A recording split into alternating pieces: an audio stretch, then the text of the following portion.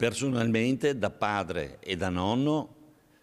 sono ben felice se ieri ho regalato un sorriso a dei bambini che hanno passato un'epifania diversa. Questo era il senso del gesto, questo è come io lo intendo e come l'ho vissuto e come Fratelli d'Italia l'ha voluto. Spegne così il capogruppo di Fratelli d'Italia in Consiglio Comunale Guido Bertolazzi le critiche che il PD ha sollevato nei confronti dell'iniziativa messa in campo da alcuni meloniani il giorno dell'Epifania, ovvero la visita al reparto di pediatria del Cafoncello, dove sono state consegnate ai piccoli ospiti delle calze tricolori, chiaro simbolo politico, dicono a sinistra. La trovo una polemica estremamente sterile, priva di fondamento.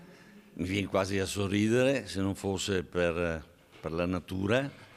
e mi viene da pensare che forse hanno paura che vogliamo rubare il lavoro a loro, che sono bravissimi nella strumentalizzazione politica.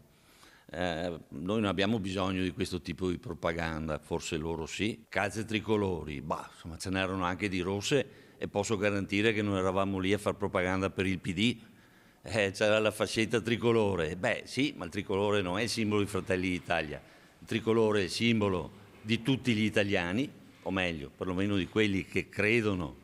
nei valori dell'Italia e nei valori che la nostra bandiera rappresenta. Di tutt'altre idee il circolo trevigiano del Partito Democratico, che ribadisce con forza la natura politica dell'iniziativa, che ha visto coinvolti la presidente del circolo di Fratelli d'Italia Marina Bonotto, il vicepresidente Luca Cogo, la militante Marta Leibanti, Claudio Borgia, capogruppo di Fratelli d'Italia in regione, ed i consiglieri comunali Guido Bertolazzi, Davide Acampora e Carlo Alberto Correale. Se fossero andati singolarmente a portare delle calzette senza farsi la foto, peraltro in posa davanti all'ospedale, credo che la strumentalizzazione sia proprio loro con tanto di foto. Questo lo trovo molto grave e offensivo per le persone che stanno male. La critica della strumentalizzazione è quindi rimandata al mittente. Io lo trovo gravissimo questa strumentalizzazione, perché si può fare una donazione personale andando a trovare dei bambini, ma farlo anche con tanto di spot è grave e soprattutto non rispetta la situazione in cui si trovano questi bambini, che sicuramente è una situazione molto difficile, per cui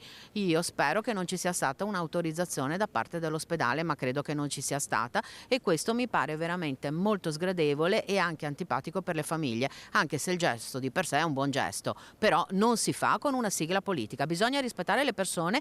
che stanno male e soprattutto i bambini.